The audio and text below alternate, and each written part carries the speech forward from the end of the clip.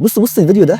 دلوقتي هعمل لكم شحن سيارة من حاجات بسيطة في الليل. الفيديو اللي لسه شايفينه ده كنت مصوره وانا صغير، وكنت عايز اعمل شاحن للموبايل، بس ما كنتش اعرف ان انا عشان اعمل شاحن محتاج استخدم حاجه اسمها ريجيليتور، والريجيليتور ده بقى اللي هيحل لنا المشكله اللي كنا بنتكلم عليها في الفيديو اللي فات. عرفنا في الفيديو اللي فات ان انا محتاج اقلل الجهد من 220 فولت للجهد اللي انا محتاجه قبل ما اوحد التيار عن طريق الديودات، بس اكتشفت بعد ما استخدمت الترانسفورمر ان الجهد لو زاد عن 220 فولت الجهد اللي خارج بيزيد برضه عن الجهد اللي انا محتاجه، والجهد لو قل عن 220 فولت الجهد اللي خارج بيقل عن الجهد اللي انا محتاجه. عشان كده كان لازم استخدم حاجه تثبت لي الجهد عند رقم معين عشان الاجهزه اللي عندي ما تبصش، والحاجه دي هي الريجيليتور. لو خدنا كمثال ريجيليتور 7805، الريجيليتور ده اقدر استخدمه عشان احول رينج الفولتات اللي بين ال 8 وال 36 فولت لحد ما اوصله لحد 5 فولت. طب فرق الجهد اللي بين ال 8 وال 5 فولت ده بيروح فين؟ فرق الجهد اللي بيروح في الريجيليتور بيروح عن طريق الحراره، عشان كده الريجيليتور بحتاج اركب له حاجه اسمها هيت سينك عشان الجهد الزياده ده يتوزع على الهيت سينك، وبالتالي الريجيليتور ما يتحرقش. وكل ما زاد الفولت اللي داخل الريجيليتور كل ما احتاج ان انا ازود له حاجه توزع الحراره اللي عليه عشان ما يتحرقش. فلو خدنا الموضوع من البدايه بحتاج اوصل المحول على الكهرباء اللي جاي لي من الفيشه، بعد المحول اوصل دايره البريدج اللي بتتعمل عن طريق الديودات،